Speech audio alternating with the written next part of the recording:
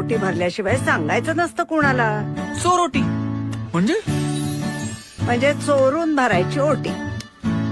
3ऱ्या महिन्यात भरतात ती. आणि कुणाला कळू नये ना म्हणून दिवे लागणीच्या नंतर भरतात ती. अगं 3ऱ्या महिन्यापासून बाळाचे अवयव तयार व्हायला लागतात. डोळे, नाक, कान, हात, पाय सगळ्याला आकार यायला लागतो.